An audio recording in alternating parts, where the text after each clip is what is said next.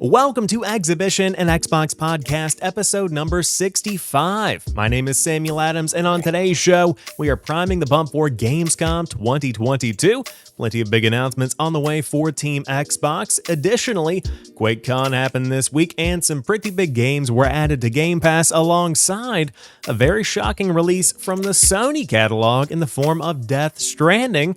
That's right, coming August the 23rd. We've got plenty of news to dive into on today's show, so sit back, grab a drink, relax, and enjoy.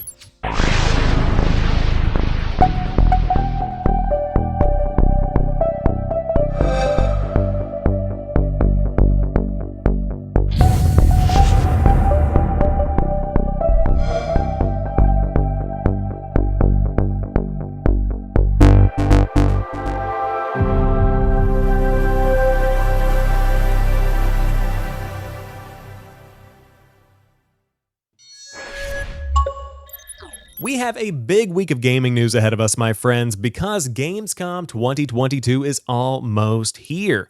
For those that aren't familiar, this is kind of an event that stands between the Game Awards in December and Summer Game Fest that happens in May and June to kind of provide this midpoint where a lot of the big delays have now gotten out of the way, and we get a quick look at what else is coming in 2022, early 2023, and hey, you might see some world premieres here and there. But there are multiple events throughout the week that you should be paying attention to, and of course, Twitter is going to keep you covered. I'm sure that I will be tweeting stuff out from my Jampack Sam Twitter account, but on Opening Night Live, which is what many consider to be the headline event hosted by Geoff Keighley, we are confirmed to see Hogwarts Legacy, Sonic Frontiers, Gotham Knights, the Callisto Protocol, the Outlast Trials, and more to be announced. Now, I'm recording this on Friday night, August 19th, so who knows what could leak over the weekend, but even with this list, and if you narrow that down to Sonic Frontiers, Gotham Knights, and the Callisto Protocol, that's still a pretty solid lineup in just 5 little looks at games that are coming soon.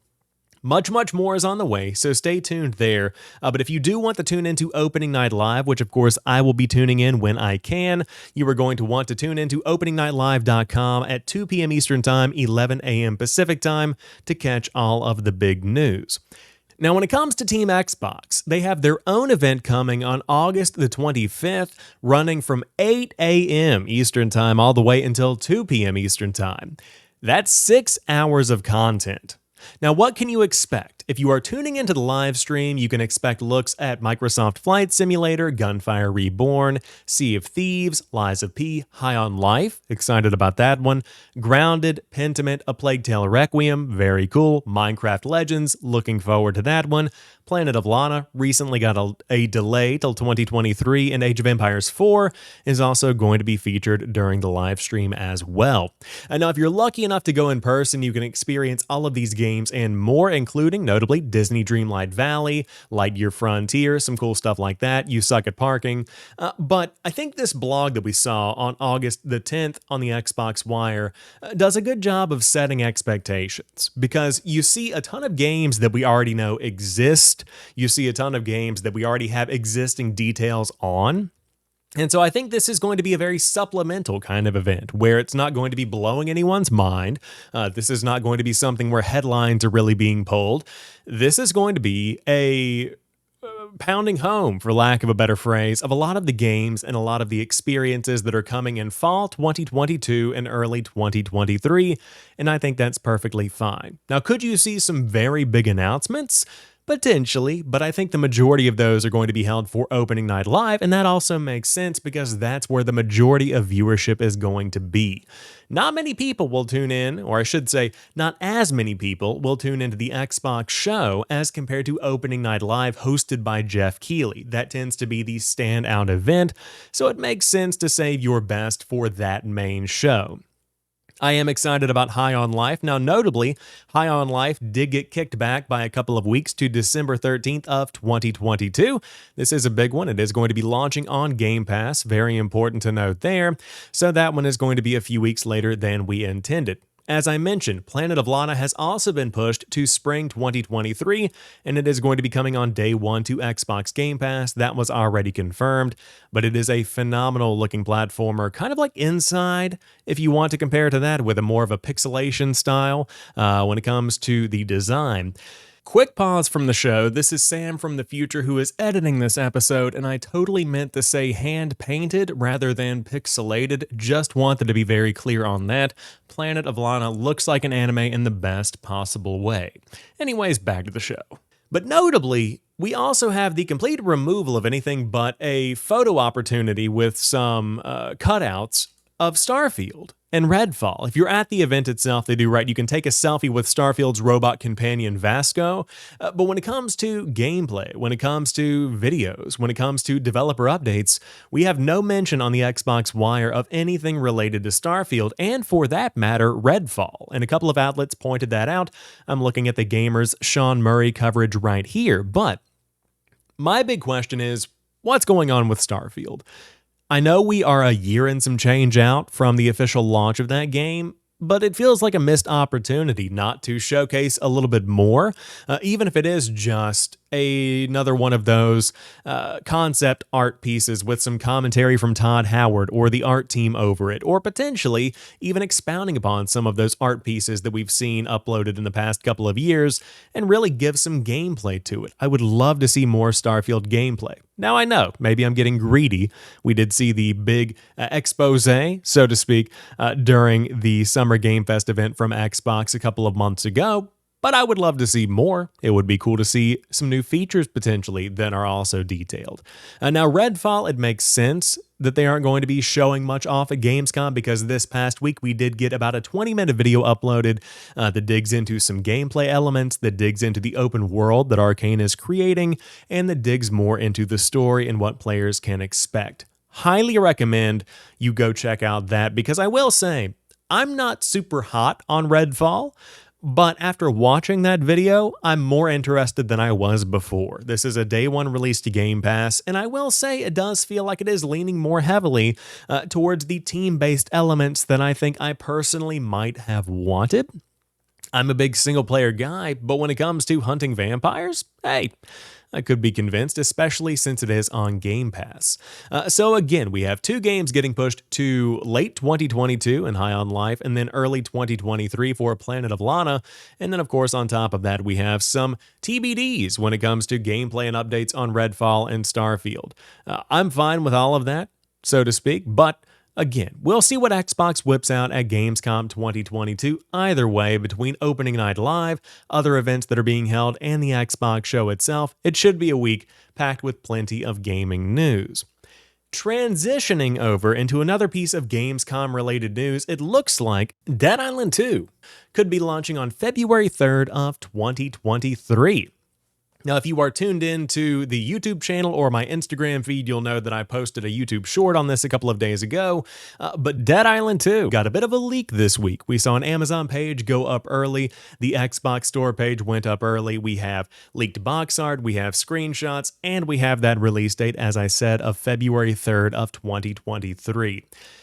This game has been in the works for quite some time. It's been one that's been stuck in development hell. I was talking to a friend about this after this news kind of broke, this leak came out, and I said, fun fact, since the original Dead Island came out, kids have been born that are now in middle school. That's how long it's been since that game officially launched. And so now we are finally seeing Dead Island 2 come up. And my question is, in a world where Dying Light has come out, which originated from people that were working on Dead Island, by the way, in a world where Dying Light has come out, and it had this huge tail on it, where tons of DLC was put out, a Battle Royale mode was added to it, and it became one of people's most loved zombie experiences of the past 10 years, and Dying Light 2 Stay Human comes out and impresses to some degree.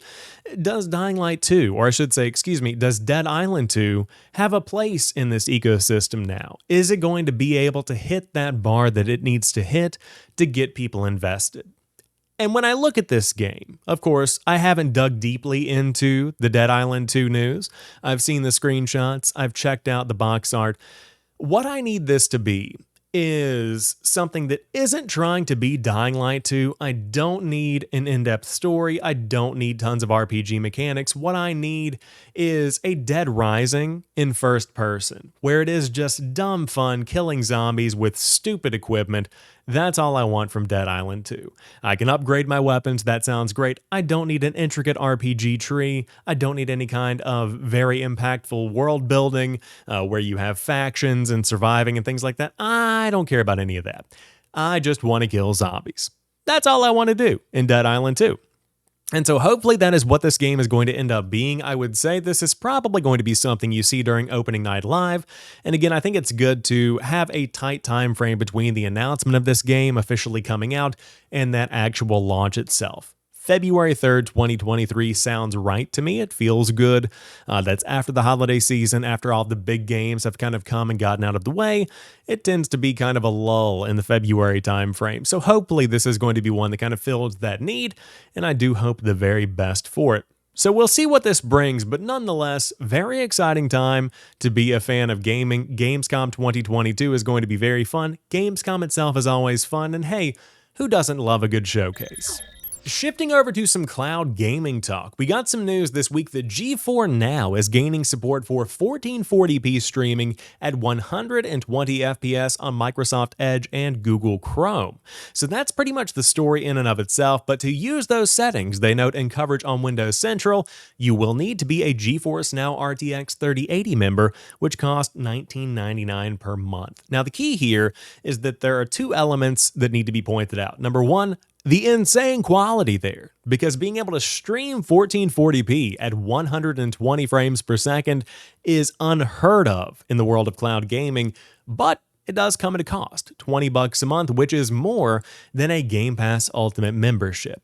So my point is, why I am bringing this up on the show, is that the cloud gaming wars are heating up.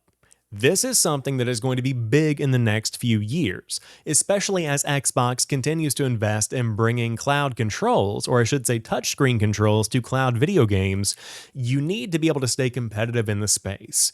And when it comes to quality of the experience, 1440p 120 frames per second in a browser is the equivalent of saying 4K 120 on a TV living room experience. That is some exciting stuff. Now, additionally, I will also say it's not all about the fidelity of the experience. It is low latency. That is a key. On top of that, it is the different ways that you can play. For instance, Microsoft is currently working on mouse and keyboard support for in-browser streaming via desktop. That would be massive for games that might be able to better use a mouse and keyboard rather than relying on the control input from a typical Xbox controller. So you see a lot of elements coming together to kind of build up this us versus them scenario, with GeForce Now and Microsoft Cloud Gaming really kind of becoming the market leaders when it comes to how people play cloud-based games. Now, PlayStation Plus is also getting in that mix with some PlayStation Now streaming tech in there as well, but nothing that's really dedicated in the same way the other two competitors really are. Many more are on the market, and of course, I'm sure that many more will come, but it's cool to see more companies really putting some effort behind these offerings and saying, hey, we're here to win it. And again, competition always breeds more competition. You have more people that are trying to invest more resources in getting a better experience for you to win that $15 or $20 per month. And who doesn't love that? I love being fought over by mega corporations. It just means they give me a better product at the end of the day. Now, to round out today's show, we've got a Goliath round of Xbox Game Pass editions, some of which are available now, some of which are coming soon. But first and foremost, for my PC Game Pass fans, Death Stranding is coming to the service on August the 23rd. Kojima Productions and 505 Games are incredibly excited to announce that Death Stranding is launching August 23rd with PC Game Pass. Windows 10 and 11 PC gamers can expect such features as ultra-wide mode, photo mode, high frame rate, and crossover content with some very well-known franchises. So backing up, Death Stranding is one of my favorite PlayStation games, and I am so happy to see that more people are going to be able to experience it. I felt the same way when the game came to PC, and this is actually one of the last games that I played on my PlayStation 4 Pro before the Xbox Series X came out. I love this game. It is weird, it is Kojima through and through, and on top of that, this is a very weird situation because a lot of people have said, oh, is it ever going to come to Xbox consoles? Probably not.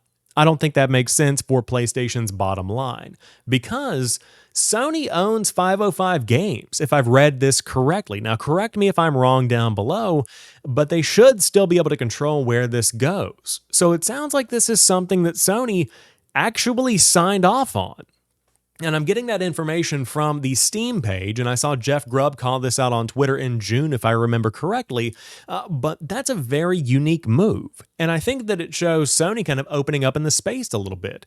Earlier this week, we saw a PlayStation PC launcher that was detailed in some files for the Spider-Man PC version that launched a couple of days ago over on Steam and the Epic Games Store, if I remember correctly. And within those files, we saw references to an entire launcher that could include PlayStation trophies being available on PC, some cross-buy, some cross-play. Cool opportunities there.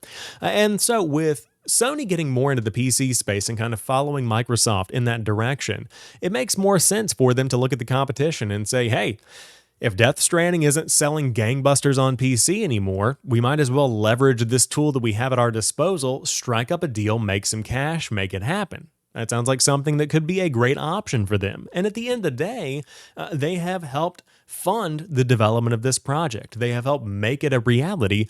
Why wouldn't they go ahead and pump it up, make some more cash from it, and get more people playing it? When a Death Stranding 2 or Kojima's next project comes out, no matter where it might be, of course, currently working on an Xbox project, which is very exciting, but future projects, getting Death Stranding more popular, adding more players into that player base just means that more people are going to want to check out that next game. It makes perfect sense in my mind. So again, that one is dropping on Game Pass for PC on August the 23rd. And again, that's the kind of announcement right there that I want to see more of. Unique PC games that you aren't going to expect. That's what I love to see. Now, for my console players, we also have plenty that has come or have come and that will come soon, including Coffee Talk, Commandos 3 HD Remaster, Immortals Phoenix Rising, Midnight Fight Express, Opus Echo of Starsong, Tinykin, Exapunks, and Immortality. All of those are going to be coming by the end of August and available now. We have Coffee Talk with Midnight Fight Express and the rest coming later. Now, out of that entire lineup, I think that for me personally, Midnight Fight Express has always caught my eye, but Immortals Phoenix Rising, thinking back to this one, I think this launched around the same time as Assassin's Creed Valhalla, and I worked with somebody who fell in love with this game. She played it religiously through and through, platinumed it on PlayStation, and this is in a lot of ways similar to like a Breath of the Wild Assassin's Creed, if I remember correctly. So we'll see what comes of that, and of course, I'm also very curious about Commandos 3 HD Remaster. Checking it out, it seems like something I might be into. So as always with Game Pass, plenty of variety, plenty of awesome additions here. And if you use Game Pass as a discovery engine, you certainly have a lot to discover. Now, when it comes to touch controls in the world of cloud gaming, we have 16 more games getting added to that mix, including TMNT Shredder's Revenge, Dragon Age Origins, Chorus, very good addition there. Star Wars Squadrons, notably. The Show 22, cool one there. Coffee Talk, a new addition to the Game Pass lineup already. Peppa Pig, plenty of other ones here. So that continues to be an expanding part of Microsoft's cloud gaming approach where more and more games are getting touch control support. And I think that does keep them competitive when you see things like GeForce Now pumping up their quality. Microsoft is improving the way you play on the go. So everybody has different approaches, and there is nothing wrong with any of them. But unfortunately, with new additions come some departures, including this time around, on August the 31st, Hades, Myst, NBA 2K22, Elite Dangerous, Signs of the Sojourner, Spiritfarer, 12 Minutes, 2 Point Hospital, What Remains of Edith Finch, and World War Z all are leaving the service. Huge bummer to see Hades go. But again, new games come, more get added to the service, this frees up that space, contracts end. It was nice while it lasted, but no, Hades is great, and again, if you want any of these games, you can lock them in for 20% off with your Game Pass subscription. See you later, 12 minutes. That game was horrendous, but Hades, definitely one to check out. Myst is also a very interesting one, and Elite Dangerous is very significant as well. But this week, we also saw Quakecon 2022. I love me some Quake champions, and we have some good news there as well. In the world of PC, though, that's really where QuakeCon really shines, and there are some great new additions to PC Game Pass if you are a fan, all of which are available now, including an Elder Scrolls Legend Battlespire, Quake 4, Return to Castle Wolfenstein, The Elder Scrolls Adventures Redguard, and Wolfenstein 3D. Thanks to the Xbox Game Pass Ultimate Perks program, you also get to unlock all Quake champions ready and waiting for you, all 16, right now available free in the Windows Store. You just install it. Quake Champions, of course, is free to play. What a lineup for QuakeCon 2022 Game Pass editions. Out of everything I've seen, the two Wolfenstein games, of course, tickle my fancy. Quake 4 is exciting as well. I love Quake. But Quake Champions getting the entire roster unlocked is on my plate the equivalent of getting all of the League of Legends roster unlocked, all of the Valorant characters unlocked. That kind of stuff is awesome to me. And I think that is a very unique way to approach the PC gaming space, because Quake Champions has a very dedicated audience. Valorant has a very dedicated audience. League has a very dedicated audience. Across the board, Microsoft is approaching this in a very smart way, where yes, you do have some games themselves like Death Stranding that are getting added to the service, and plenty of them at that, but you also have these games as a service experiences getting baked into the service in a unique way. And so that's something that I think really excites me, especially as I look to build a new gaming PC in the next year or two, as I look to upgrade that side of the way that I play. I think it's cool to see the Game Pass Ultimate is continuing to provide value in that realm as well as the console space too. So no matter where you play, Microsoft is killing it in the world of Game Pass right now, whether it be through surprise drops like Death Stranding that may or may not have gotten leaked a little bit early, or all the way over to Quake Champions getting the entire roster unlocked alongside tons of other additions from Elder Scrolls, Quake, and all the way to Wolfenstein.